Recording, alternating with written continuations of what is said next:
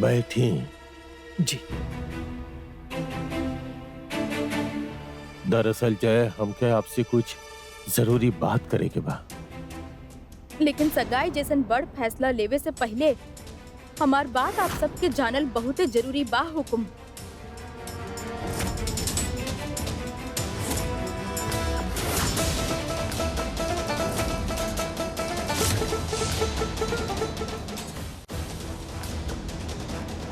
बीच में बोले खातिर माफी चाहता नहीं हुकुम, पर अब हम और इंतजार ना कर सकेनी। हमके आपसे जय राजा बाबू के बारे में कुछ बताए के बा।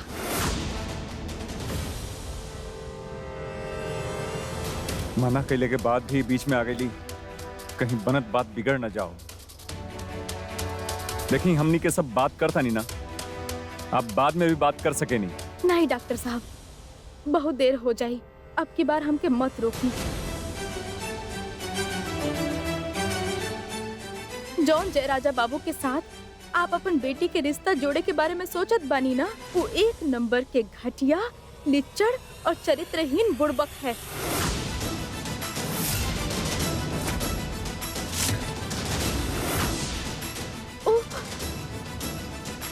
चंपा दीदी के साथ बदसलूकी कैले बाड़े।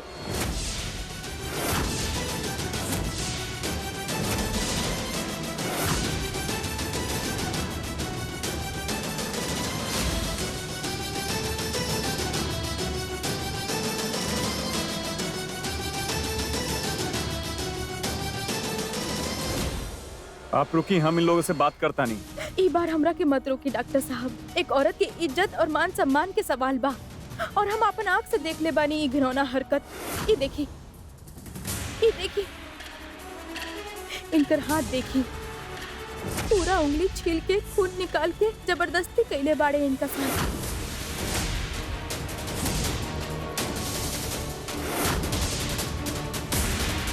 जौन आदमी के औरत के साथ कैसे पेश आए के बा, उके तमीज नहीं खे, जिंदगी भर साथ का निभाई है।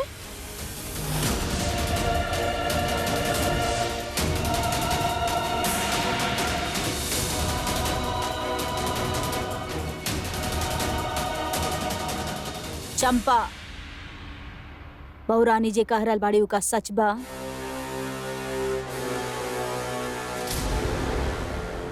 हम आपसे कुछ पूछ रहल बानी, जवाब दी।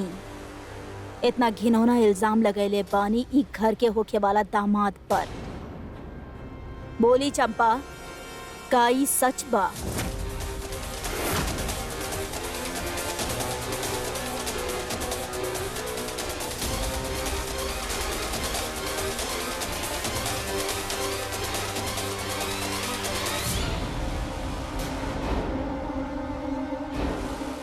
दांत पीस के का देखत बाड़ा? हाँ, ज्यादा जोर दिखावे की जरूरत नहीं है हमरा पे।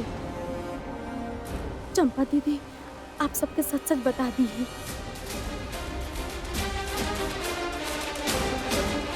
देखिए, डरे की कोई जरूरत नहीं है, हमने सब आपके साथ बानी, सबके सच सच बता दी है।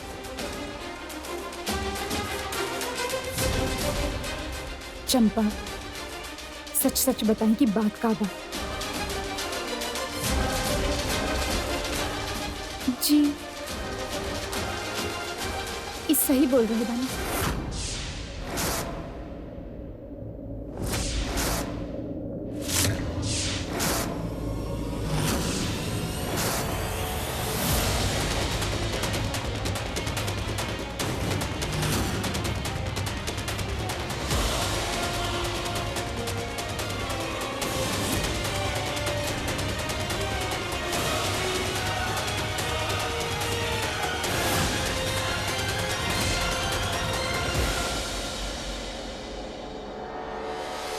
ई ठीक कहनी कि हमके चोट लगल बा, लेकिन ई चोट हुकुम ना देलस।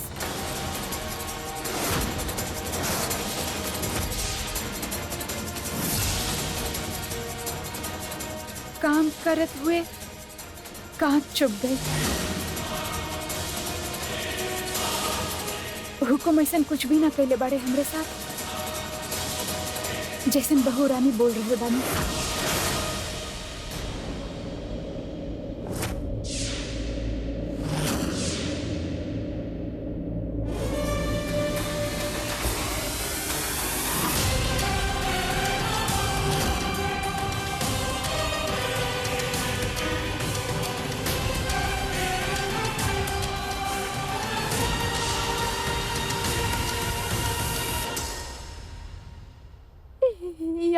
बोलत बानी? हाँ, झूठ काहे बोलत बानी आप? बता दी ना सबके सच सच का भइल रहे। हम खुद देख ले रहनी, वो जबरदस्ती करत रहले आपके साथ। और उ दिन पिंकुआ भी देख ले रहे, जब हुकुम बीमार हो गई रहले तब भी करत रहले ना। बोल दी ना सब सच सच का बा। भाभी साहब अभी का बोल ले जाता नहीं।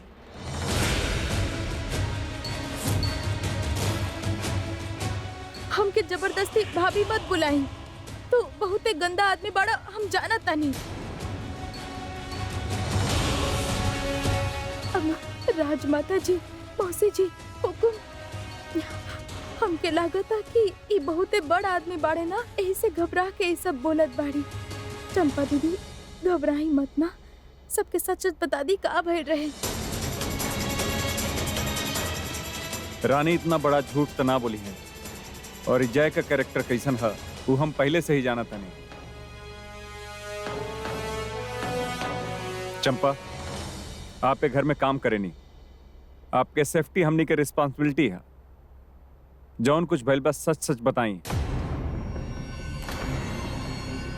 देखी डॉक्टर साहब भी आपके साथ है बड़े, आपके डरे की कोनो जरूरत नहीं के, सबके बता दी का भइल आपके साथ है। जी सच रहे वो हम बोल देनी। आप हमसे का बुलवावे चाहत बानी ये हमके ना मालूम।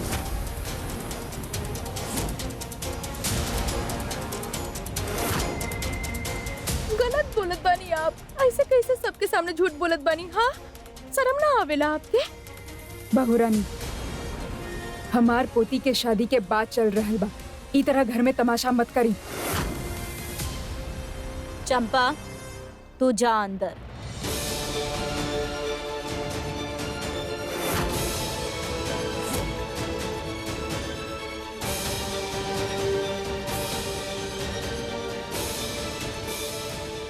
सब ऐसे यहाँ पे रोप चल का रहल बा?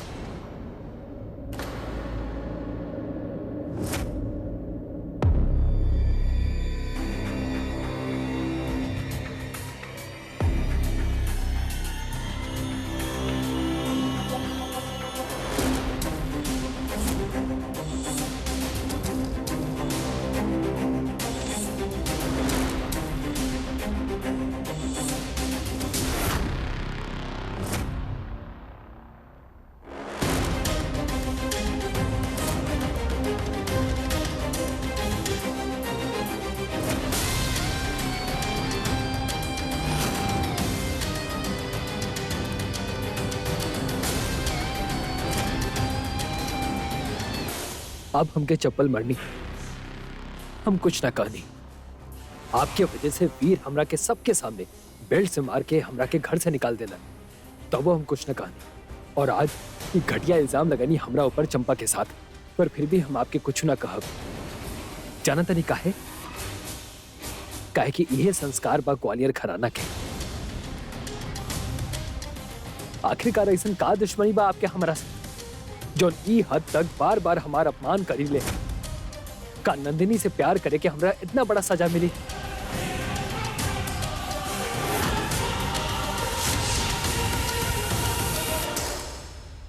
आज हम अपन मम्मी पापा के जब बुलाइए बानी, सबके सरप्राइज देवे के चाहत रहनी, पूरा रीति रिवाज के साथ नंदिनी के हाथ मांगे वाला रहनी।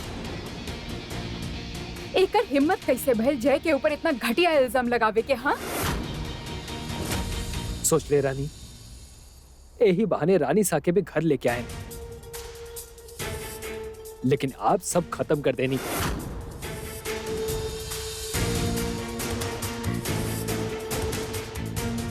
हमारे स्टेटस, हमार पोजीशन हर जगह रुके के इजाजत ना देला। बहुत बड़ परिवार के भार बा हमार कंधा पर, लेकिन रानी सा हमरा से वादा कर ले रानी कि ई घर में हमार सम्मान हुई। पर अफसोस, बदले में मिलल तो खाली अपमान।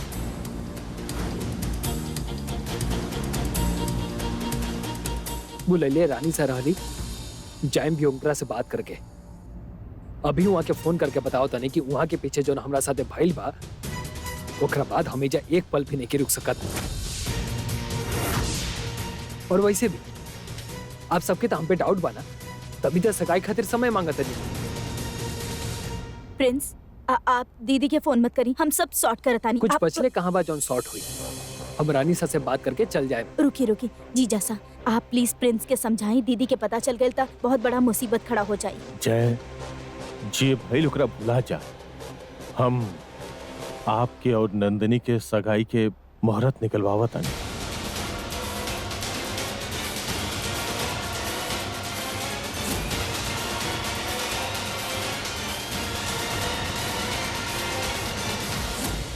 अभी आप जाइए, आराम करें। आगे के बाद हम आराम से करब। जी ठीक बा। अब आपके बात के कैसे टाल सकता नहीं। वैसे हमारे मन तो ना रहे एजा रुके के।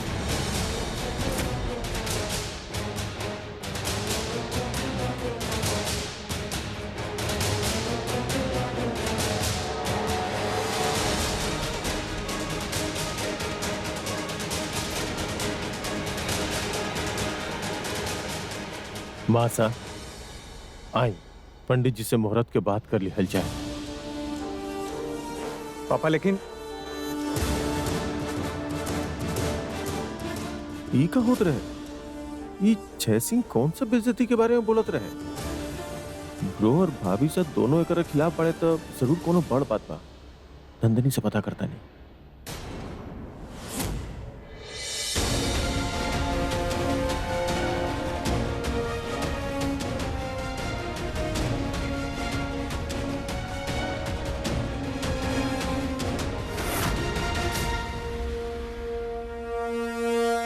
माँ साहब, राजेश्वरी से इतना बड़ बात छुपावल ठीक ना रही। हम उनकरा के सगाई के खबर दे देता नहीं। और आज जे घर में भइल ऊ जवन भइलू एजे दब जाए तो बेहतर बा। राजेश्वरी के कान तक अगर ये बात पहुंचल तो बहुत बड़ तमाशा हो जाई। माँ साहब, रानी जय पे जोन इल्जाम लगोले बाड़े वो कोनो झूठ बात नहीं खे। ये वक्त हालात बहुत सेंसिटिव हो।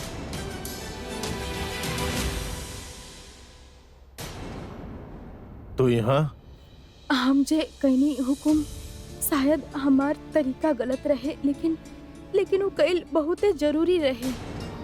इस सब मामला में हम खुद पे काबू ही ना रख पाएनी। दिल से सोचे नहीं और बस कर जाएनी। आपके जौन सजा देवे के बा हमके मंजूर बा। बस वो इंग्लिश नंदिनी दीदी के रिश्ता वो जय राजा बाबू के साथे मत जोड़ी। ये विनती बा आपसे। बहुत ही गंदा आदमी बा। बस ये सब फैसले लेवे खातिर हम और माँ साहब बानी। तो हर शादी घर में जरूर भइल बा, लेकिन ये घर के मामले में दखल अंदाजी करे के कोनो जरूरत नहीं है। जा यहाँ से। हम एक बहू होकला के नाते नहीं की कहत, एक लड़की होकला के नाते आपसे कह रहल बानी कि समझे के कोशिश करी। ये रिश्ता होके से रोक दी। बस हम कहानी ना, अब एक शब्द और बोलूं तो फिर। दिग्विजय, आराम से बात करें। बहू रानी, अब जाएं। हम आपसे बाद में बात करब। बाकी जे भी फैसला लिहल जाए उ नंदिनी और ये घर खातिर सही होगी। आप बिल्कुल निश्चिंत रहिए।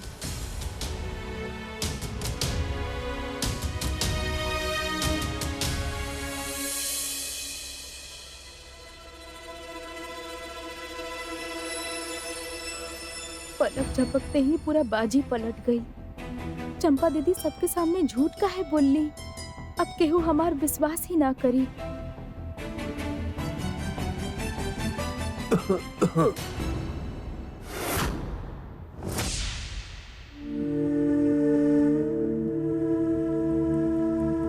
आसपास चेक कर ली, कहीं ये देखता नहीं खे। वो कहा ना कि सबके सामने रिस्क नहीं ले सकता। तारा खाने बेवकूफ थोड़े बानी हम। बहुत मजा आ रहल बा ना? मन में लड्डू फूट रहल बा। जी जरूर।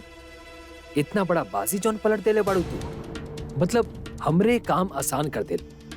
बुरा करत करत देखी सबसे बड़ा भला कर देनी हमारे। तू बहू रानी सगाई के बाद जो हवा में लटकत रहुए उतारा वजह से फिक्स हो गए। जीत करत रहे कि सबका सामने एकदम चिपट के गला लग जाता है, पर भाभी सा हई तनी मानता रखे के पड़ी। सगाई के केवल बात भइल बा, सगाई भइल नहीं खे। तई भरम से बाहर निकल जा कि तू जंग जीत गइल बाड़ा। तू देख ली सबके सामने तहार भांडा फोड़ देब हम। बुढ़बा कुछ न कर पेबू तो अब जॉन करेम हम करेम। वैसे जॉन कुछ भी भइल आज ओकर हमरा बहुत बुरा लगा था। आई जस्ट होप कि हमरा वजह से आपके और वीर के बीच में कोनो परेशानी ना आवे। बहू रानी जी,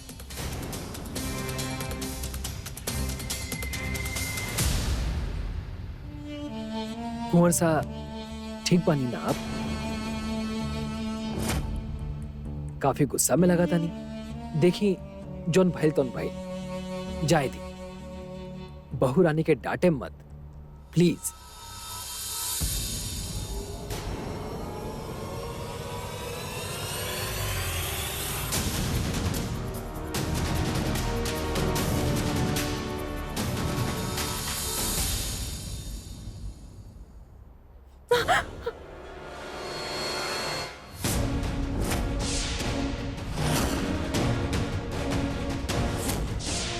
मना के रहनी हम, एक बार ना ही 100 बार समझौले रहनी है आपके कि ये चीज के हम अपना तरीका से हैंडल कर ले। फिर काहे लेनी आप वहां चंपा के? काहे? आपके अंदाजा भी बा कि आपके बेवकूफी की वजह से कितना कुछ उलझ गइल बा। पापा तैयार रहनी, जय सिंह के साथ ही रिश्ता मना करे वाला रहनी, सब कुछ सही चल रहा, लेकिन आप हर बार की तरह बीच में अपन टांग लड़ा के का साबित कर चाहत रहनी है। आप जाने नहीं कि ये घर में आपके केहू पसंद ना करेला, तो आपके बात पर विश्वास कैसे करी केहू? केकरा गुड बुक्स में आवल चाहता नहीं आप, केकरा नजर में ऊपर आल चाहता नहीं। अरे सब कुछ बर्बाद करके छोड़ देनी आप, सब कुछ, सब कुछ।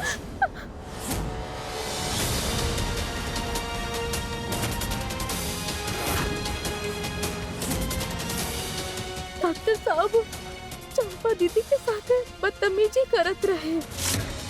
हम तो सब सही करे चलन रहनी, उनका इंसाफ दिलाई चाहत रहनी। हमको ना पता रहे कि आखिरी समय पे वो ऐसे पलट गई है।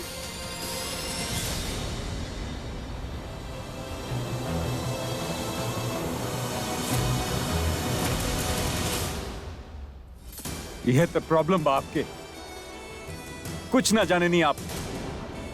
दुनियादारी में जीरो समझ बा आपके, और बने नहीं ऐसा जैसे दुनिया का सबसे समझदार इंसान हो। आपकी वजह से हमरे बहन का रिश्ता एक घटिया, नीच, कैरेक्टरलेस इंसान के साथ होके जाता है। दर्द हो रहा है डॉक्टर साहब।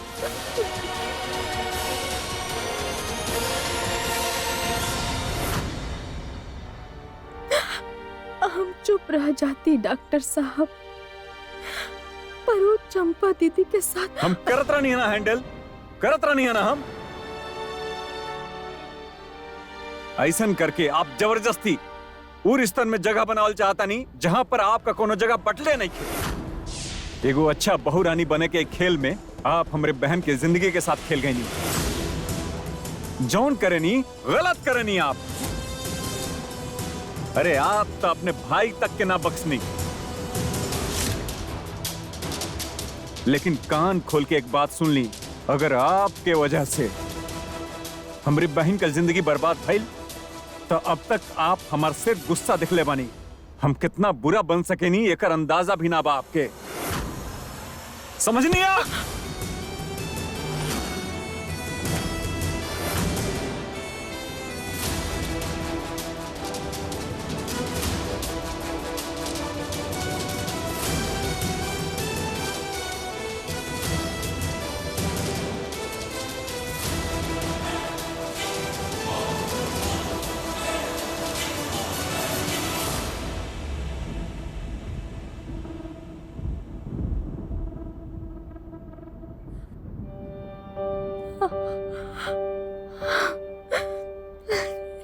माता रानी, ये हम का कर देनी?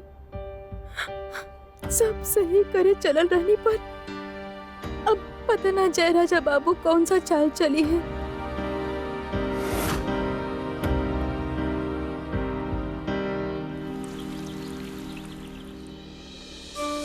तू ठीक तो बाड़ू ना बहन। हम देखनी वो चंपा दीदी के गुलाटी, वो तो सबके सामने पलट गईली। अब का होई बहन? होखी का? सबके सामने तहार बहन हमार तमाशा बना के रख देलस। पता ना ऐसन का देख लेली जब बिना सोचल समझल बाहर ले गईली। अरे करे से पहले सोचे के चाहत रहे ना, के काले रहे इतना बड़ा कांड करे खातिर? खुद तो बहुरानी बन गई, लेकिन हम तो नौकरानी बनी ना। हमार पेट पे लात मारे के का जरूरत रहे एकरा?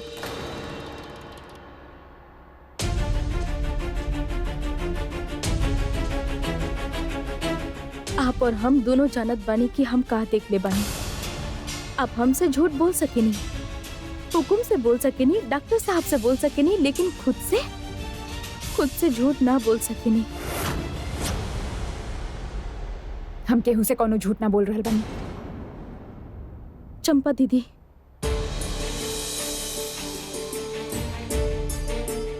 ऐसे भेड़िया के बचावे के मतलब उनका बढ़ावा दिहल होखेला। हमार गांव होखित ना तो ई रबड़ के चप्पल मार मार के ओकर गाल लाल कर देती हम। लेकिन यहाँ घर के बड़ों के मान सम्मान और इज्जत के कारण हम चुप बैठल बानी। यही से आपके सलाह देत बानी, अगला बार ओके अच्छा से सबक सिखाइयो ताकि ऐसा नीचता आपके साथ ना कर सके वो। बाकी आज ना तक कल वो राजा के भेष में शैतान के नकाब तो हम सबके सामने उतार के ही रहब। इंग्लिश दीदी के रिश्ता ओके साथ कबो जुड़े ना देव हम। हमके माता रानी के सौगंध बा। सच में थप्पड़ मारे के मन कर रहल बा हमके ओकरा। गवार कहीं की पहले भाई के लाइफ खराब कर देलस। वो गवार की वजह से मॉम के घर छोड़ के जाए के पड़ल, और अब हाथ धो के हमरा पीछे पड़ल बिया। गवार कहीं की। आज तो वो सारा लिमिट से क्रॉस करते ले पाड़ी। लेकिन यार कोनो तो रीजन हो कि ना, वरना रानी भाभी साथ जय पे इतना बड़ा इल्जाम काहे लगाई है? ऑफ कोर्स अटेंशन खातिर। प्रिंस जय सिंह रॉयल्टी बाड़े वो भला कोनो नौकरानी के मुंह काहे लगी हैं? लेकिन मासी, बस विक्रम, तहार प्रॉब्लम का बा? तो पूरा टाइम वो दू कौड़ी के लोगन के साइड काहे लेवेला? हाँ, और स्पेशली वो रानी के। लेकिन अगर आज के बाद वो रानी के साइड ले ला ना तो हमसे बुरा केहू ना हो, समझ ला? हमार दिमाग खराब हो रहा बा। हम मॉम के बहुत मिस कर रहल बानी मासी। अगर वो एजा होती तब हमार हेल्प करती, हमके गाइड करती, हमके एडवाइस देती, लेकिन फोन भी रिसीव ना कर रहल बानी वो। हम सोच रहल बानी मासी कि हम जाके उनकरा से मिला। यस कुमुद जी, प्रिंस जय सिंह आप सबसे हॉल में आए के रिक्वेस्ट कैले बानी, कोनो जरूरी बात करे के बा। ठीक बा, तू जा, हम आवतानी। जी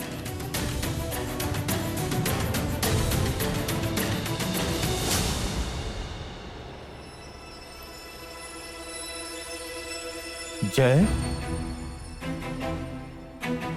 का भाई तू अचानक यहाँ सबके कहा बात कर खातिर बोलोले बड़ा? आप इतना घबरायल काहे बानी? आपके मन में जे भी बा वो साफ साफ बता दी। हमारा आदरणीय मम्मी पापा जी जयपुर लैंड कर चुकल पड़े। अरे तो बहुत अच्छा खबर बा, फ्लाइट टाइम से पहले लैंड कर रहल बा। प्राइवेट जेट से आए लोग पद्मनी मासी। राजमाता इतना चिंतित होके के का जरूरत बा? उनकर स्वागत के सारा तैयारी हो चुकल बा। आप घबराई मत, सब कुछ सही होगी। चिंता के बाद कुछ और बा राजमाता, बहुत बड़ा प्रॉब्लम बा। What problem? पापा मम्मी जी के लगा था कि वीर की शादी कियारा से भइल बा। ये परिवार के इज्जत रखे खातिर हम वो लोग के सच ना बताओनी।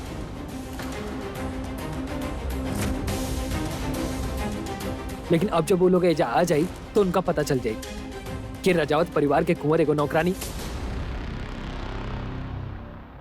आप समझत बानी ना कि हम का कहे के चाहत हन। बहुत बड़ा प्रॉब्लम हो जाई राजमाता। हमार और नंदिनी के रिश्ता जुड़े से पहले ही टूट जाई। I mean, आप तो जानत बानी कि हमार मम्मी पापा रीति रिवाज रुतबा खानदान कितना मानी लो। ये तो बहुत सीरियस प्रॉब्लम बा। अब का करब? करब का मतलब? चौनबा सोनबा ना। इकरा में आप सब इतना टेंस काहे हो रहल ई बानी? का बोल रहल बानी आप विक्रम? ई नंदिनी के फ्यूचर के सवाल बा। अगर आपके इजाजत होके तो हमरा लगे एगो आइडिया बा। का आइडिया बा आपके पास? अगर हमारे परिवार के सामने आपकी बेबी कियारा बन के आवे रानी ना, तब बात बन सकता।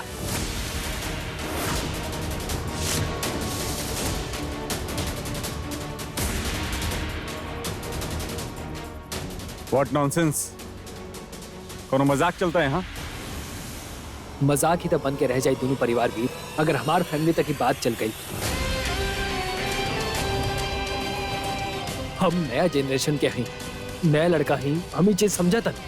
लेकिन हमारे माँ बाप, वो लोग ग्वालियर के किंग हा, वो लोग खातिर ये चीज बहुत मायने रखेला। बात के समझा भी, हम खाली हमार और नंदिनी के रिश्ता के बचावे के चाहता नहीं, और कुछ ना। और हम राजावत खातिर झूठ न बोलल और न सहल सबसे ज्यादा मायने रखेला।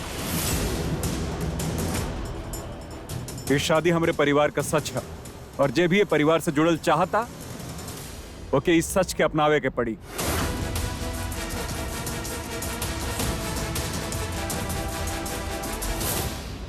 हम वीर के बात से पूरा तरह से सहमत बानी। एगो नया रिश्ता के शुरुआत झूठ के नींव पे ना हो सकेला।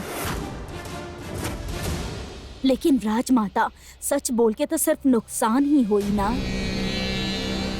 नंदिनी के नुकसान हुई, घर के बेटी बाड़ी और उनकर खुशी देखल ही घर के जिम्मेदारी बा, हमार जिम्मेदारी बा। और ओकरा खातिर अगर एक छोट सा झूठ बोले के पड़े तो का दिक्कत बा? दिक्कत बा पद्मिनी। एक छोट सा झूठ के छुपावे खातिर हमनी के फिर एगो और झूठ बोले के पड़ी, और ओकरा बाद फिर और झूठ। इतना सारा फंक्शन होखी, रस्म होखी, कब तक ये बात की छुपाई हमनी के? और वैसे भी ना तो हमनी के रिवायत था और ना ही बात सही बा। जी जासा, आप तब बहू रानी के अच्छा तरह से जाने। ई कबो भी केहू के भी सामने कुछ बोल देवेली। फिर जय सिंह के पिताजी ग्वालियर के किंग बाड़े, अगर बहू रानी उनका सामने कुछ ऊंच नीच वाला बात कर देले तो कौन जिम्मेदारी ली? पर पद्मिनी, पापा, हमार लाइफ बा और एकर फैसला हम खुद करे चाहता नहीं। पापा,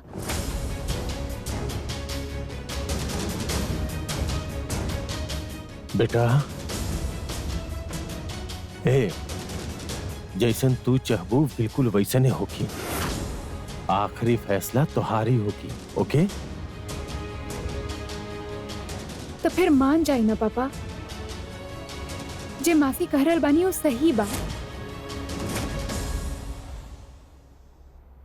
मासी के बात मान जाए ना प्लीज। राजमाता जी, हुकुम, प्रिंस जयसिंह के पेरेंट्स के गाड़ी एयरपोर्ट से निकल चुकल बा।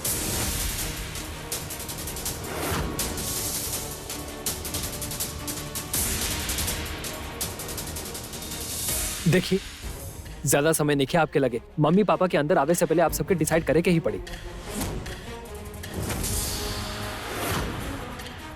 प्लीज, हम हाथ जोड़ते नहीं सबके आगे, रिक्वेस्ट है हमार।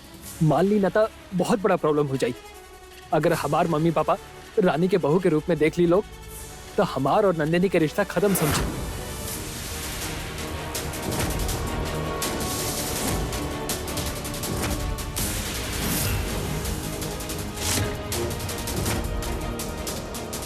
रिश्ता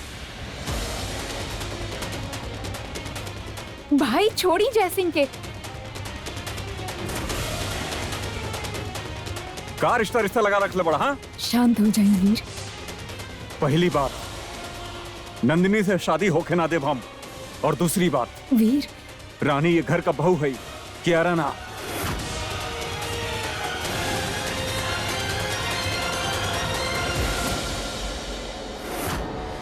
बेटा, अब चाहे भगवान भी आ जाओ ना, तो इस सच कब्बो ना बदली, समझला।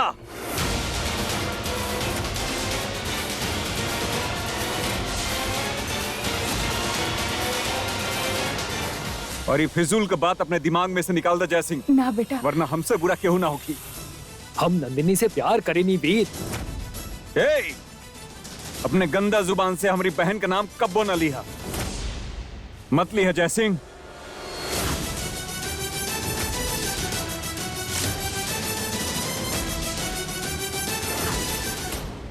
कुंवर साहब, ई आप का कर रहल बानी? प्रिंस जयसिंह के माता पिता पधार चुकल बानी। वीर बेटा, छोड़ दा। हम उनके लेके आवतनी। स्वागत के सामान लाई। जी राजमाता।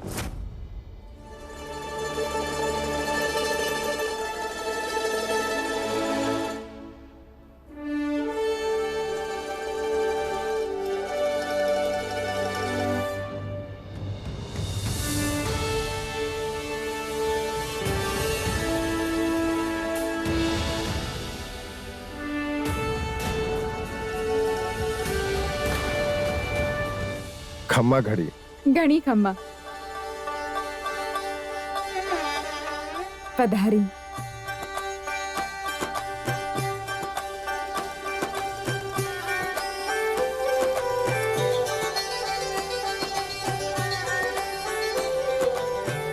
शुक्रिया।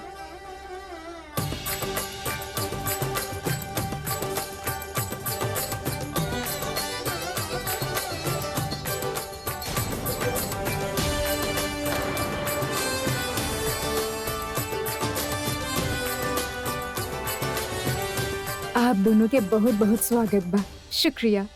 माफ करिए, हमनी वीर के शादी में ना आ पाई। कौनो बात नहीं खे। जय हमनी के बतैले रहे कि अब बहुत बिजी रहे नी। इतना बड़ा राजघराना बा आपके, पूरा जिम्मेदारी आप अपना कंधा पे उठाइले बानी। राजमाता, हम जब भी एजाए नी, राजेश्वरी जी हमनी के स्वागत में कबो कोनो कमी ना रखली। ये एगो छोटा सा भेंट बा हमनी के तरफ आप सब खातिर, स्वीकार करी।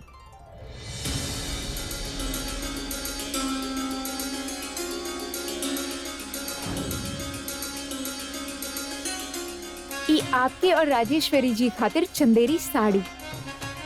अब खामखा इतना तकलीफ कहनी। काश राजेश्वरी जी एहिजा होती तो हम अपना हाथ से ही देती।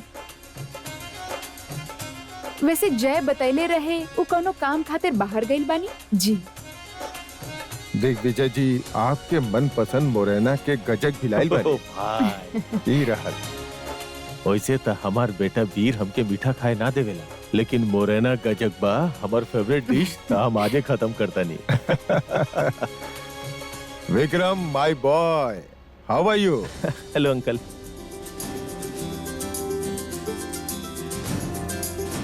और वकालत कैसन चल रहल बा आपके? कल अगर हम कोनो केस में फंस गए नी तो हमरा बचा लेबा ना। कम ऑन अंकल, केकरा में हिम्मत बा कि आपके टच कर पाए? फिर पूरा ग्वालियर आपके बा।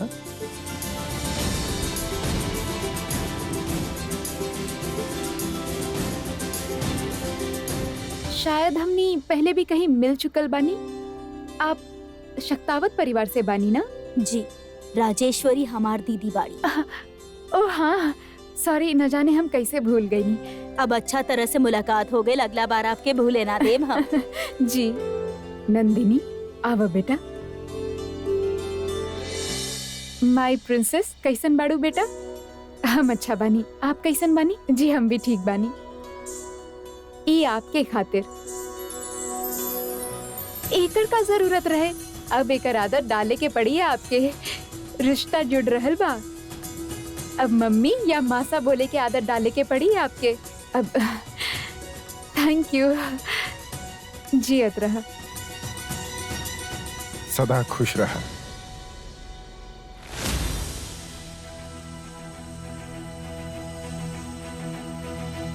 बाकी सबसे तो मुलाकात हो गई। हमार नया नवेला दूल्हे राजा कहाँ बने? Oh there he is. खम्मा गई। घड़ी खम्मा। खम्मा। अरे अरे बेटा, तोहार जगह यहाँ बा। सुन ले बानी बड़ा धूमधाम से शादी कैले बानी राजेश्वरी अपन बड़ा कुंवर के।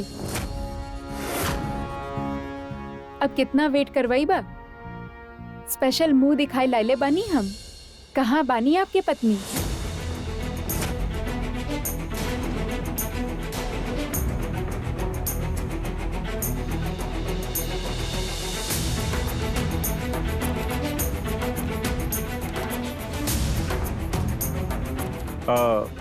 आंटी, आप लोग काफी थक गए लोग, अब दूर से अलबानी ना, थोड़ी देर आराम कर ली।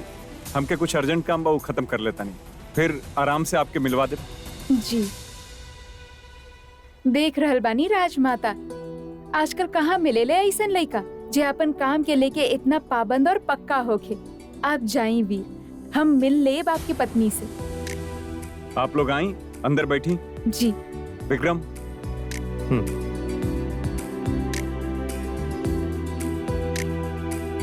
जी हम ये सब तोहफा रखवा देता नहीं। आई।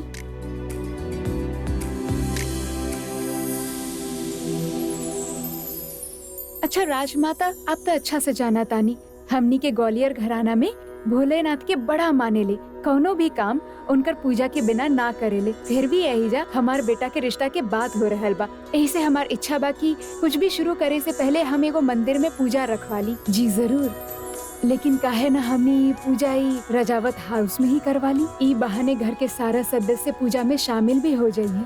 अब जैसन ठीक समझी, हमके कौनो आपत्ति नहीं खे। हम पूजा के सारा तैयारी करवाता नहीं, तब तक आप थोड़ा आराम कर ली। जी कुमुद। जी राजमाता, इनका गेस्ट रूम में ले जाएं। जी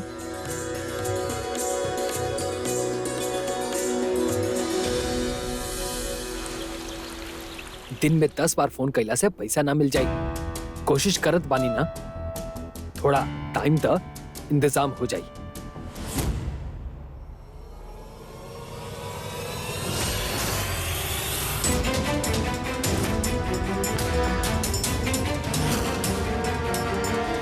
अब का नया प्लानिंग चलता? यार वीर, तू तो हमारे पीछे ही पड़ल रहेला। यार ना ही हम तोहार तमीज से बात करा। अगर हम चाहती ना तोहरे माँ बाप के सामने तोहर पर्दा फाश कर देती, लेकिन हम ऐसा ना कहीं। हमके मजबूर मत करिया। जब तक हम हॉस्पिटल से लौटब हमके यहाँ दिखिया मत, वरना वो बेल्ट का मारे याद बाना।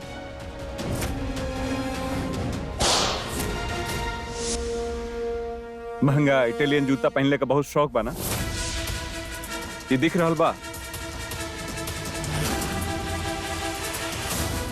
उहे वाला हवा, यही से मार मार के घर से बाहर निकाल दे।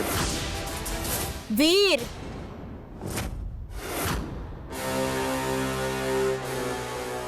ई का तरीका बा मेहमान से बात करे के? बहुरानी के कुछ ज्यादा ही असर हो रहल बा आप पर। हम जौन कहनी सही कहनी मासी सा। वीर, आप जे कर रहल बानी ओकर वजह से दोनों परिवारन के रिश्ता के बीच में दरार पड़ सकेला। दीदी के पता चली तो रानीसा के हम हैंडल कर ले मासी सा। वो तो हम देख ही रहल बानी आप कैसे हैंडल कर रहल बाड़ी। हमरा फिक्र हो रहल बा आपके वीर। फिक्र बतावे के ना जतावे के चीज होला मासी सा। और वैसे भी रानीसा का गुस्सा, उनकर डांट, सब कुछ सह लेब हम, लेकिन ई घटिया आदमी हमरे बहन का पति बने, ई मंजूर ना बा हमके। हमार बस चले तय के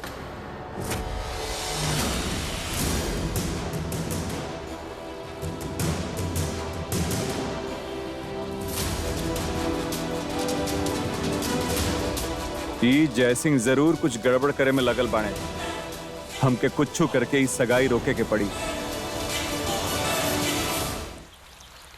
चली चली चली चली, ओ प्रसाद के थाल ना वहाँ रख दी।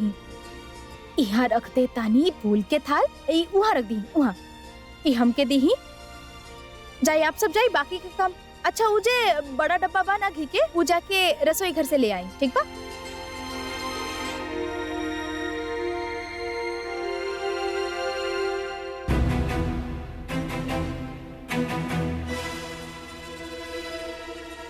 का कर रहल बानी आप?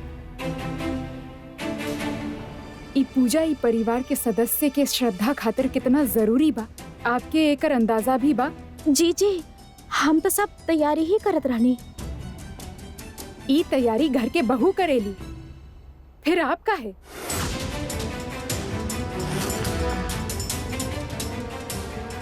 जी, आपसे हमार परिचय ना भइल रहे और हम झूठ भी नहीं बोल सकेनी, तब ऐसन बा कि ई सब तैयारी हम यही से करत रहनी, काहे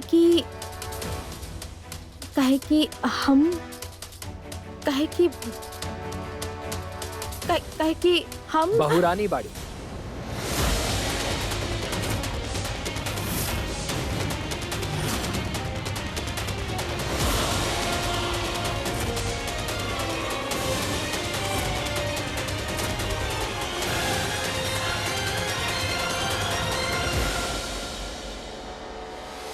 मम्मी हमार मतलब बा बहुरानी बड़ी बीमार, इसे ई संभाला तरी उनकर दारमदार।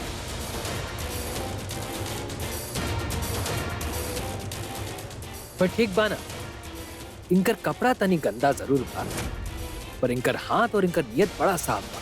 ई घर के बहुत खास बाड़ी ई, सब लोग बहुत माने ला इनकरा के। रजावत हाउस के सर्वेंट नंबर 1 रानी। ठीक बा, अब बहू रानी के तबीयत खराब बा त कर भी का सकेनी। वैसे तो तैयारी तो काफी अच्छा कैले बाड़ू, हमके पसंद आए। उहे मम्मी, हम भी ये सोचत रहनी, एकदम हमनी के घर वाला फील होता ना। यही बात पे इनकरा के बढ़िया बख्शीश दी। ओकरा बख्शीश ना, आशीर्वाद कहेले जाए।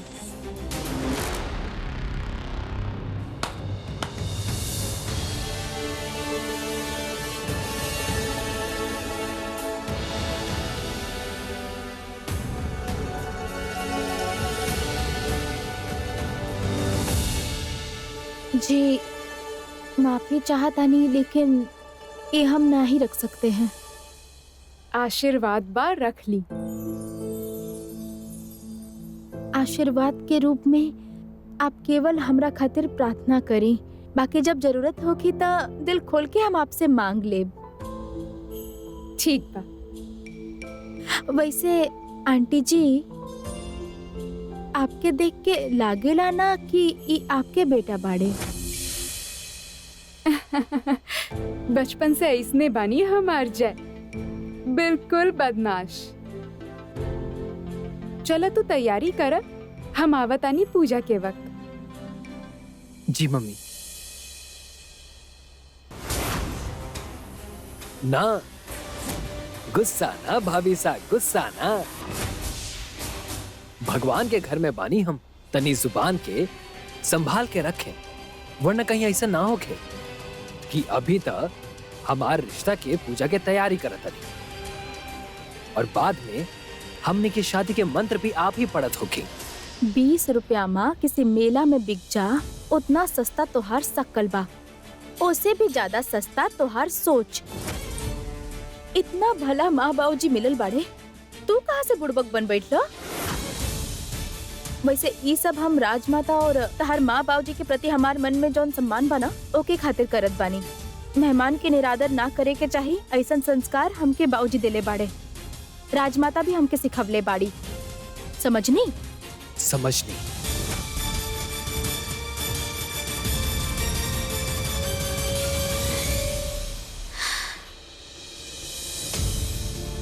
ई पूजा के तैयारी एकदम चौचक करब, बहुरानी होके के फुल फर्ज निभाई हम, और नंदिनी दीदी के शादी ई जय राजा बाबू के साथ कतई ना होके देब हम। बस एक दुविधा बा माता रानी, तब का हो कि जब सबके पता चले कि हम ही घर के बहुरानी बानी।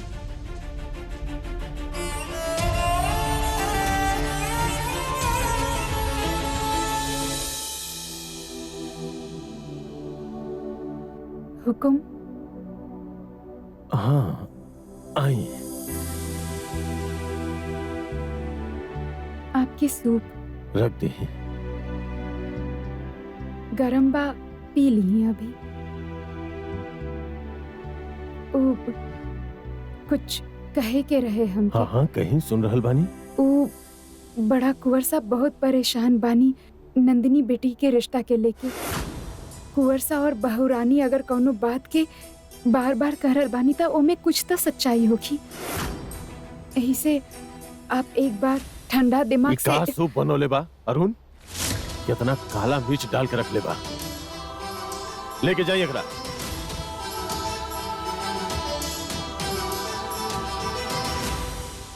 और दूसर बात कुमुद, हमार परिवार के निजी मामला में आपन राय मत दी। हम सब कुछ खुद हैंडल कर ले। बड़ा कुंवर साहब बहुत परेशान लगनी, यही से आपके कह देनी। बाकी आपके मर्जी जैसन आप ठीक समझी।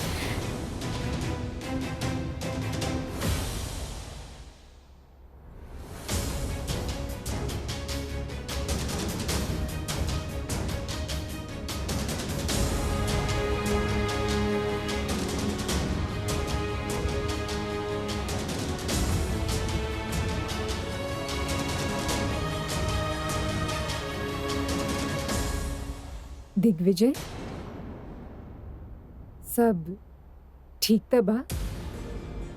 हाँ मासा, सब ठीक बा, कोनो प्रॉब्लम नहीं है। तब फिर चेहरा पे ही शिकन? कौनो बात आप हमके बता सके नहीं? अरे जब कुछ है नहीं है तो का बताए? हम कहनी ना कोनो प्रॉब्लम नहीं है।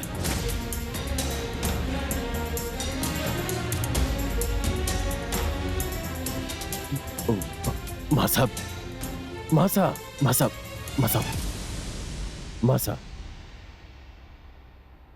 माफ करब, वो गलती से शायद हमार तबीयत थोड़ा वैसन बा ऐसे, लेकिन यकीन करी सब ठीक बा, कोनो प्रॉब्लम नहीं है। आप पूजा खातिर तैयार हो जाए। जी।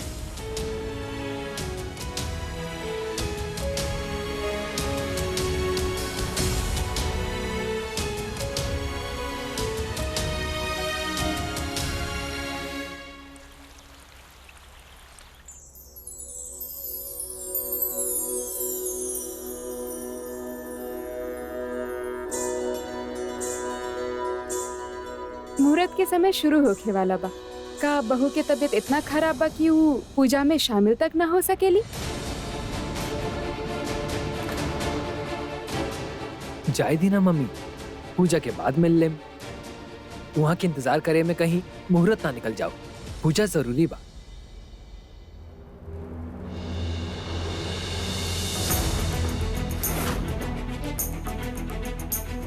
यजमान, पूजा करे के समय हो गइल बा, पूजा शुरू कइल जाए।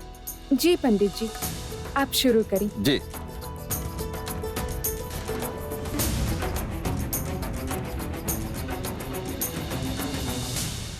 रुकी।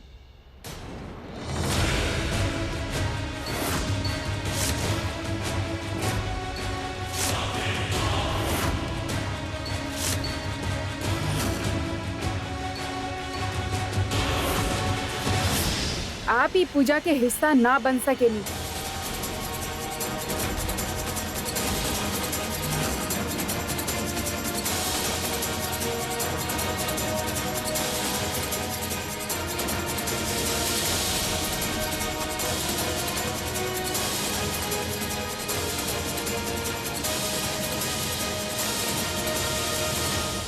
पद्मिनी जी हमनी के परिवार के सदस्य बानी मालिनी जी, आप ई तरह उनकर अपमान ना कर सकेनी। माफ करिए राजमाता जी, मगर आप लोग जो हमनी के रीति रिवाज के अनादर करे जात रहनी, ओकरा हम सहन ना कर सकेनी। इतना देर से हम सोचत रहनी कि आप में ऐसा का बाजे हमके खटक रहल बा, पर हमके याद आयल कि आप नकुल सिंह शक्तावत के धर्म पत्नी बानी, जिनकर बहुत साल पहले ही देहांत हो चुकल बा।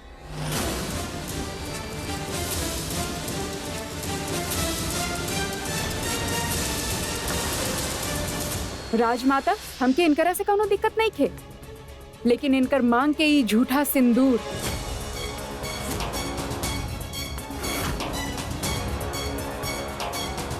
ना राजमाता, हमार रीति रिवाज के अनुसार एक विधवा हमनी के यहाँ पूजा या अनुष्ठान में हिस्सा ना ले सकेली।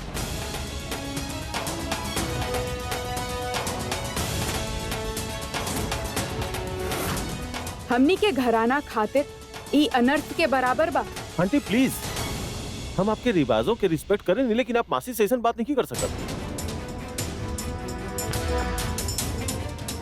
रिलैक्स मालिनी जी। क्षमा चाहता नहीं। हमनी के घराना के संस्कृति, रीति रिवाज, धर्म ए में से कौनो भी संकल्प के साथ लापरवाही बर्दाश्त ना कर सकेली। एक विधवा हमार पूजा में शामिल ना हो सकेली।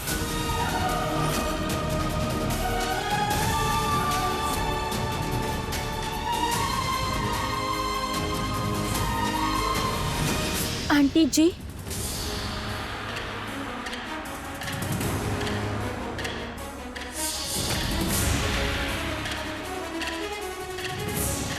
हम आपके कुछ बोलल चाहता नहीं।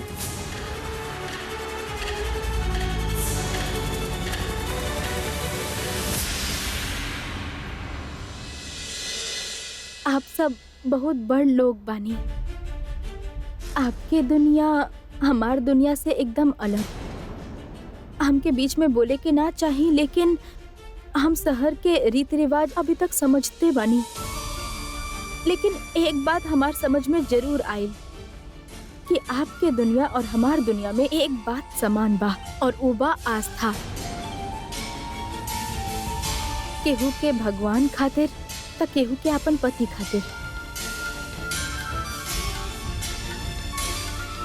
हमार बाबूजी मौसी जी के कहानी बतवले बाड़े हमके। कुछ साल पहले उनकर पति के साथ एगो दुर्घटना हो गई रहे। उनकर गाड़ी खाई में गिर गई रहे, मगर शरीर कभी ना मिलल। तो आप ही बताई मौसी जी ई बात के सच कैसे मान ली कि उनकर पति दुनिया में ना रहले? कैसे उनकर प्रेम के भूल जाए? जैसे आपके आस्था भोलेनाथ में बा ना, वैसे ही इनकर आस्था ई बात पे बा कि वो वापस जरूर आई हैं। ई पूजा पतिव्रता पत्नी अपन सुहाग खातिर करेली। सही बोलनी आप। लेकिन जब माता पार्वती शिव जी से दूर हो गई रहनी ना, तब भी उनकर पूजा करत रहनी। वैसे ही हमार बाबूजी हमरी अम्मा से साल में 11 महीना दूर रहत रहले। तो उनकर मांग में जौन सिंदूर होखत रहे ना, वो उनका बाबूजी के करीब होके के एहसास दिलावत रहे कि बाबूजी उनका पास बाड़े।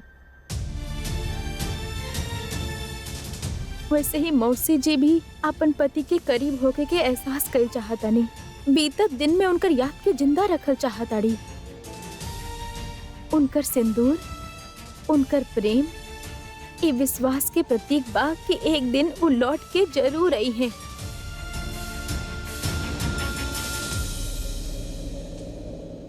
तो अगर ई पूजा में बैठे के सबसे ज्यादा अधिकार केहू के बा, तो वो केवल मौसी जी के बा।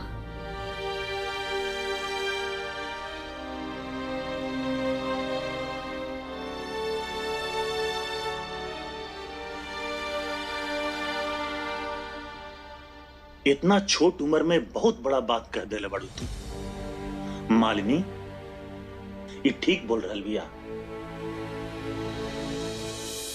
जी, हम हाथ जोड़ के आपसे विनती करतानी, आप मौसी जी के पूरा सम्मान के साथ ई पूजा में सम्मिलित होके दी।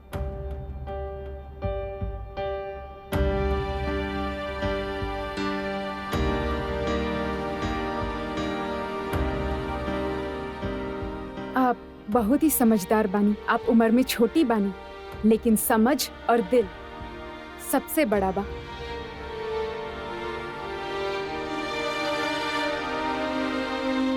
आई पूजा में बैठल जा।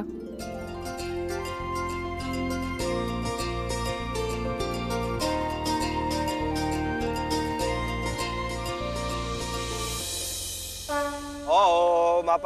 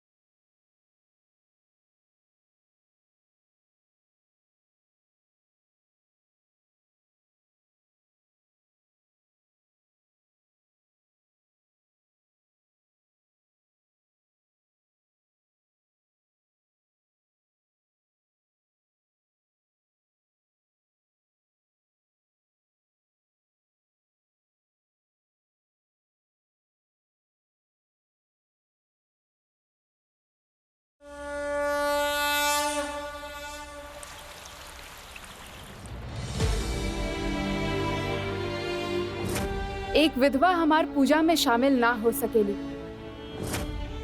जी हम हाथ जोड़ के आपसे विनती करतानी, आप मौसी जी के पूरा सम्मान के साथ ई पूजा में सम्मिलित होके दी।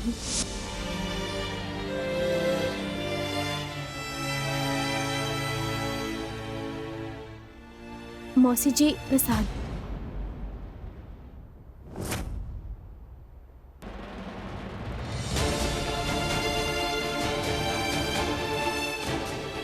माफी चाहतानी, हम भूल गेल रहनी। हम जानतानी आप हमार हाथ से ना ले। बहू रानी रुकी।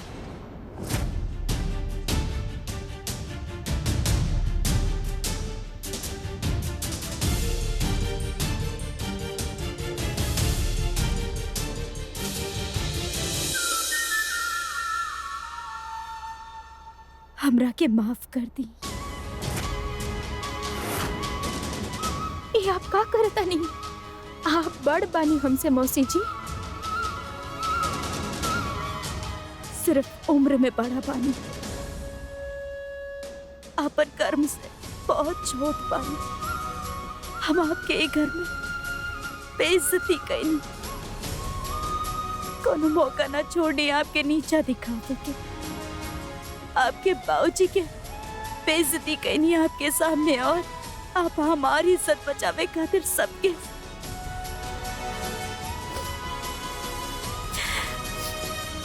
वो दिन जीजा सा के जाना आप बचेनी, और वो तो हमार फर्ज बा मौसी जी। लेकिन हम अपन फर्ज निभावे में नाकामयाब रहनी। हम आज भी आपके नीचा दिखावे चाहत रहनी। हम आज भी कियारा के एक घर में सबके सामने बहू के रूप में लावे चाहत रहनी। आपके जगह ओकरा बहू सम्मान देवे चाहत रहनी। और आप हमरा सम्मान खातिर सबके सामने खड़ा हो गई। वो शायद यही से कहे कि हम जाना तानी जब ऐसन किसी के साथ होखेला था कितना बुरा लागेला। हम बहुत अन्याय करनी आपके साथ। हम सचमुच माफी चाहतानी। ये आप कहा करतानी मौसी जी? अगर हमके आपसे कुछ चाहिए ना तो वो केवल आपके आशीर्वाद बा।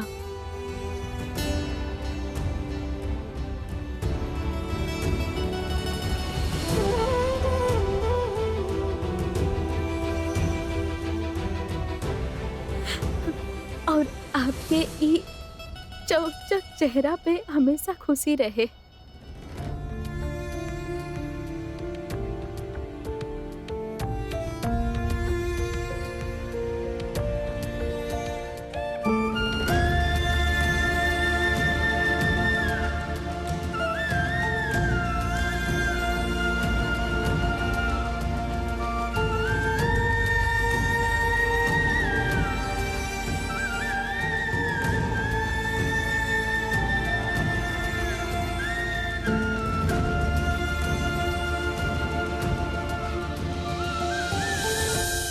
लेकिन अब हम आपके पूरा अभिमान और ठाठ के साथ रजावत परिवार के बहू के रूप में सबसे मिलवाए।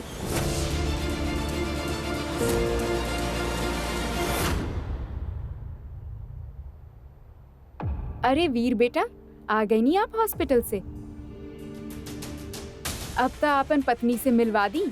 कहाँ बिया हूँ? ई बाड़ी हमनी के पद्मिनी।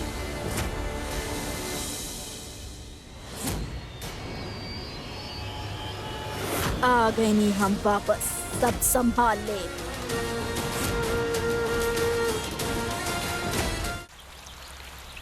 हम आपके पूरा अभिमान और ठाठ के साथ रजावत परिवार के बहू के रूप में सबसे मिलवाए।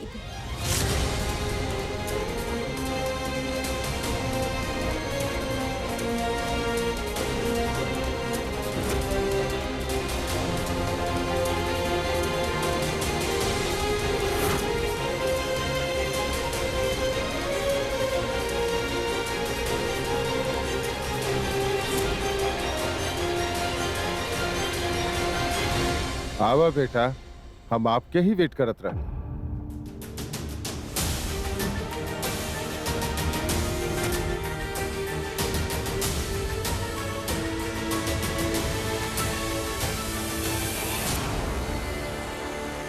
आप सोच का रहल बानी? आप आ गए बानी तो अपना साथ उनके भी ले आई और कितना वेट करवाई।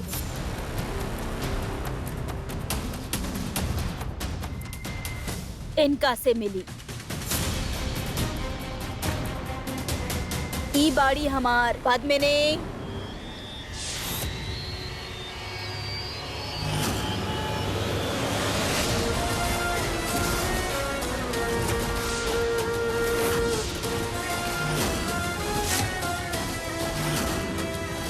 राजेश्वरी, हमार बहू के परिचय हम खुद करवाई।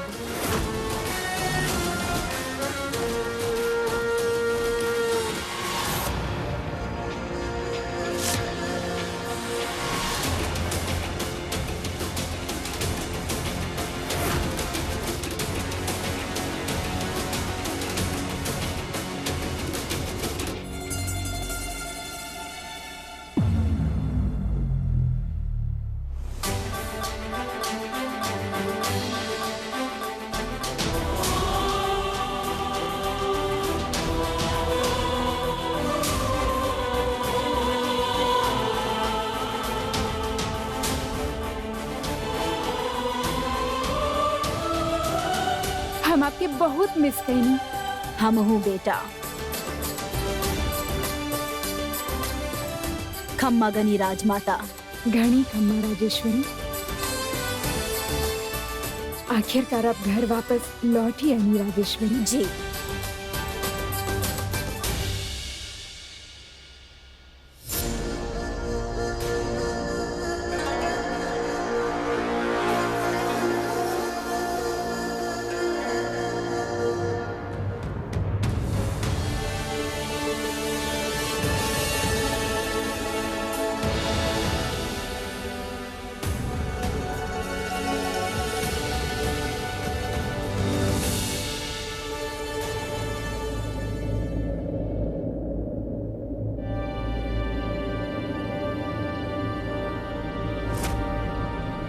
खम्मा घड़ी। खम्मा घणी।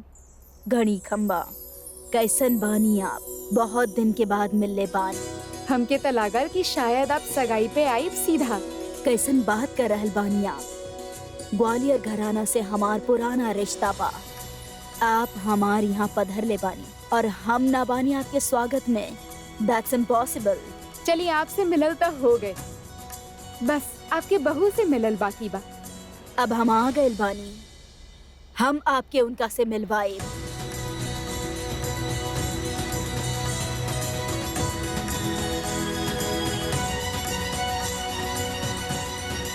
इनका से मिली ई बाड़ी रजावत परिवार के गुरूर।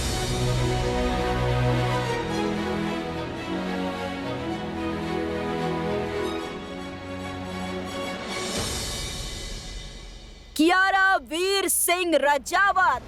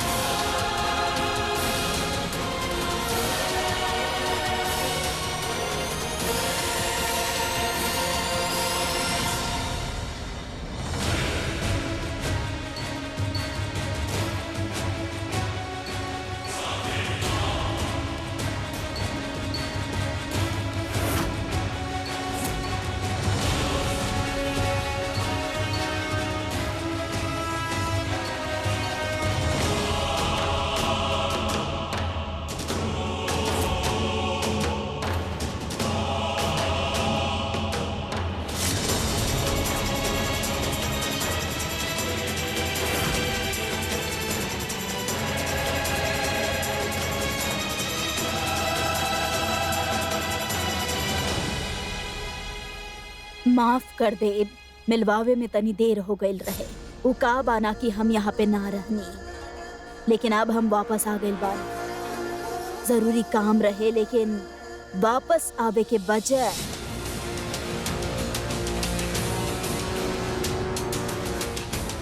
ओकरा से भी जरूरी बा। हमार मतलब बा नंदिनी के सगाई के बारे में आपसे बात करे खातिर।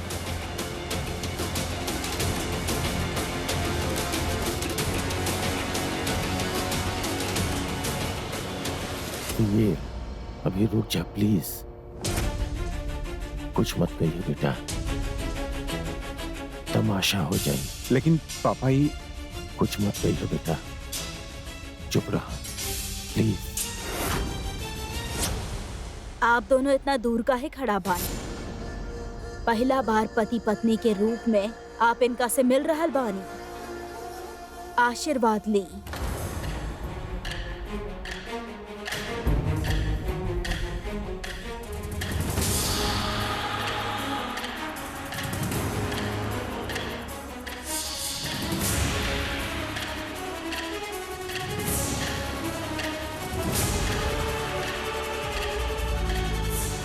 वीर बेटा, यहाँ आई।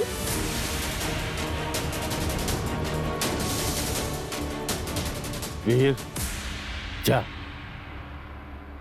मालिनी जी से आशीर्वाद।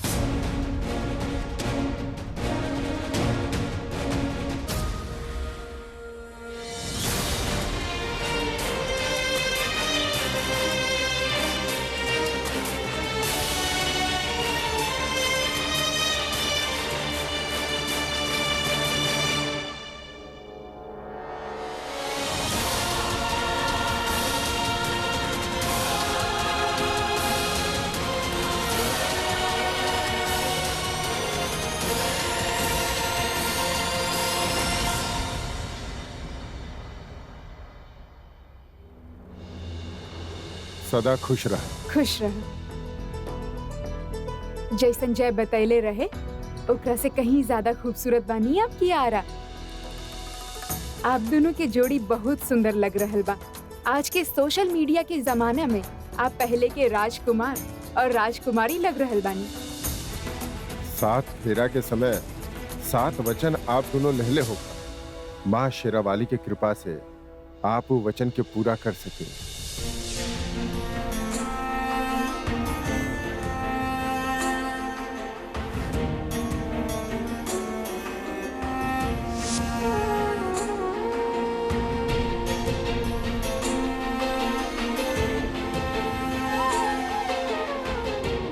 हमारा आशीर्वाद बाकी आप दोनों के वैवाहिक जीवन मंगलमय होते। आप दोनों के केहू के नजर ना लगे, ई हमार आशीर्वाद बा। ठीक कहनी आप, केहू के नजर ना लगे। ऐसे हमरा के अपन बहू के नजर उतारे के बा। जा, नजर उतारे के थाली लेके आवा। जी।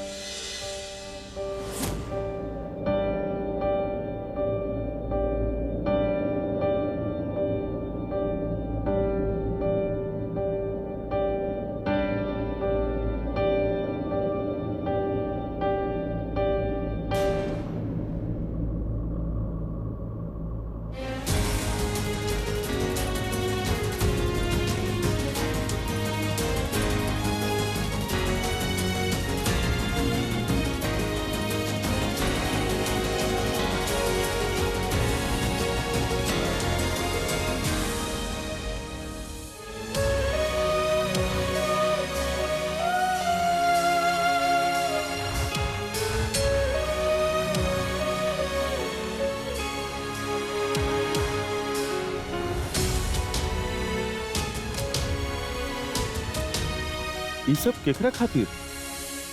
ऊ बहुरानी के नजर उतारे खातिर। बहुरानी?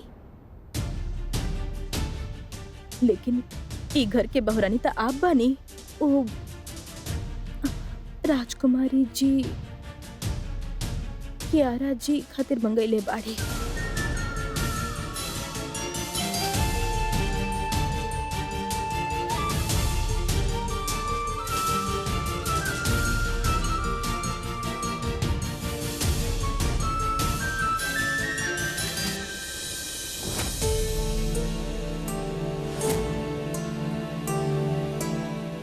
ई 9 लखा हार खास वीर के पत्नी खातिर बनवाइले रहनी।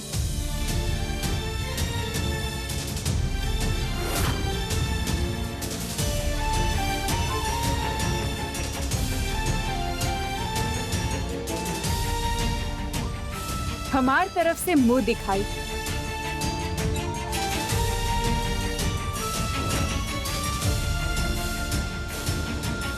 ल हाल भी आ गइल बा।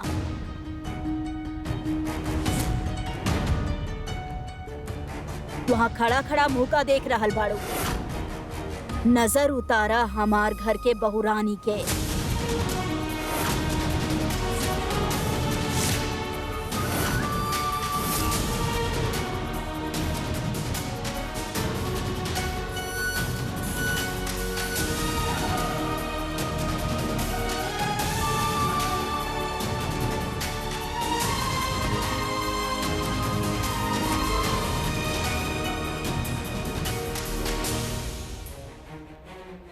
नजर जोड़ा के उतारल जाला। वीर उठा।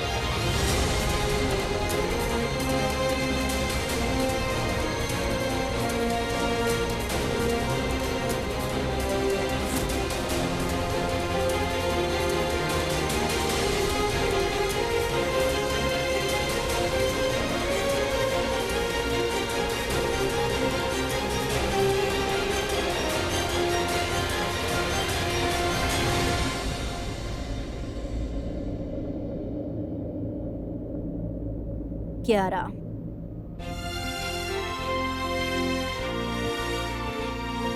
हमार खुशकिस्मती बा कि हमरा तोहार जैसन बहू मिलल।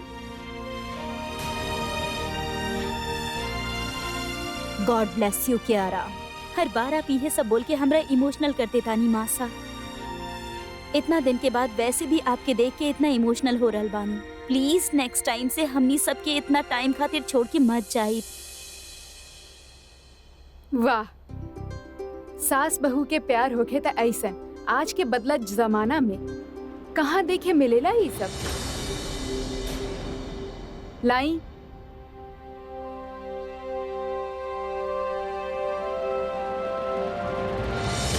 ई तोहफा आपके खातिर।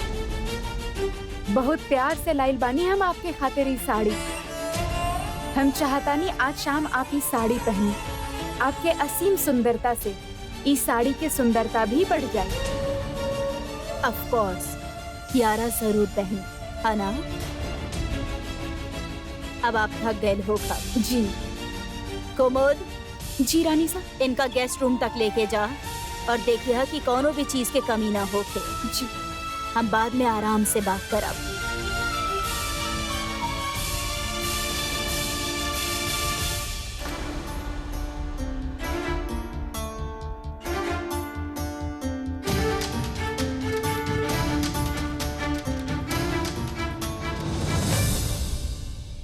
आप जैसन कहनी हम वैसन कहनी मासा।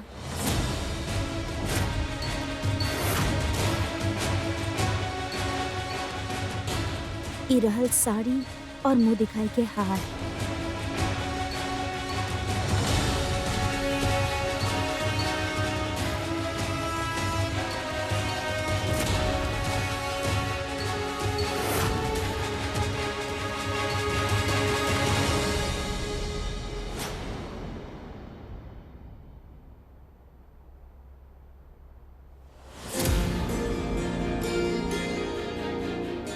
जितना आपके वापस आए के खुशी बा हमके राजेश्वरी, उतना ही हैरानी भी। दुनियादारी और रिश्ता की पूरा समझ रखे नहीं आप।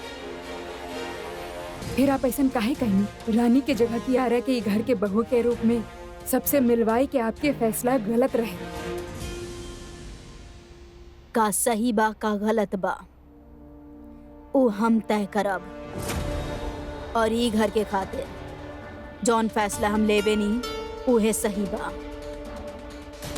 दुनियादारी हम जानता नी राजमाता, ऐसे दुनिया के सामने हम ओकरा बहू बतैनी जे ई घर के बहू बने डिजर्व करेली। That's not fair mom. आप सबके सामने भाभी सके कैसे इग्नोर कैली? कितना बुरा लगल हो कि उनकरा यार। ओ प्लीज विक्रम, जितना बुरा वो गवार के ना लागल उतना बुरा तहरा लग रहा बा। और वैसे भी मम जे भी कहनी वो बिल्कुल सही कहनी। का सही कैली ना? झूठ बोलले बाड़ी हो। अभी झूठ के संभालल जाए कैसे? कल जब सबके पता चली ना तब पता ना कहाँ जवाब दी। हम जय भी ये चाहत रहे पर डैड और दादी साफ मना कर देले रहे। फिर भी आप ये कहनी मॉम? राजेश्वरी तोहरा ऐसा ना करे के चाहत रहे। इतना बड़ा झूठ बोले की का जरूरत रहे तोहरा? उनकरा से रिश्ता जोड़े खातिर हमनी अपन न्यू झूठ पे रखल जाए। इतना कमजोर तो कब से हो गई? राजेश्वरी हमनी उ लोग से बात करब, जे गलती भइल बा ओकरा सुधारब। केहू कुछ ना कही। हमार पीछे जेकरा जौन कहे के रहे जौन करे के रहे कर लेला। अभी घर के हर छोटा और बड़ फैसला हम लेहब। राजमाता आप भी आराम करी। अभी घर के संभाले खातिर हम आ गइल बानी।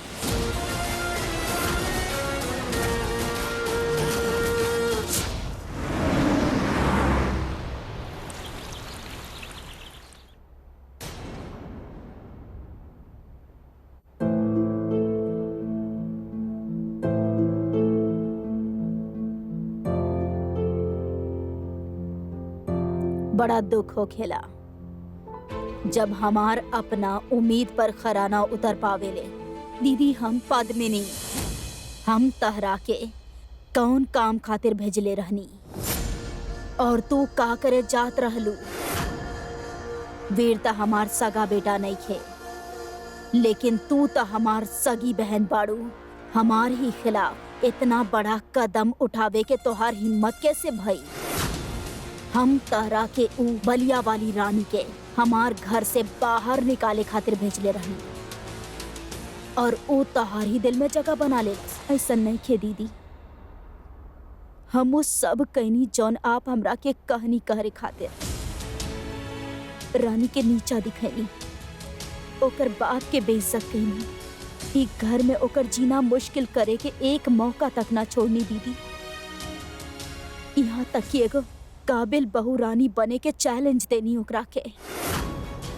आपके फ्रेंड्स के ई घर में इनवाइट करनी ताकि वो शर्मिंदा होके और ओकरा अपन असली जगह पता चल जाए। लेकिन दीदी रानी आपके फ्रेंड्स के भी दिल जीत लेनी।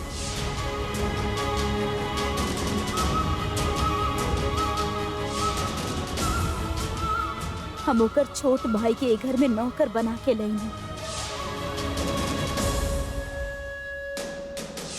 हम रोज वीर के ओकरा खिलाफ भड़कावत रहनी, लेकिन वो लड़की पीछे ना हटली। कुछ खास बात बाओ में जे हर मुश्किल के कोनो न कोनो तरीके से पार कर जाए। वो लड़की हीरा पारी, वो जे एहसान कैले पड़ी घर पे। का बकवास कर रहल बाड़ू तू पद्मिनी? वो लड़की हमनी पर एहसान करी। हाँ दीदी, वो हमार जीजा सा के जान बचैलस। जान बचैलस? जीजा सा के हार्ट अटैक आयल रहे। जीजा सा के जान बचावे के क्रेडिट भी हम रानी के जगह कियारा के देनी। रानी अच्छा लड़की बाही, बस ओकरा एक मौका दी दीदी। वो आपके रजावत परिवार के बहू रानी बन के दिखाए। जब गलती हम कैले बानी ओकरा हम दोहरावे ना चाहेनी। ऐसे जा रहल बानी वीर के सब सच बतावे कि वो दिन कियारा ना बल्कि रानी वो महान काम कैले रहे।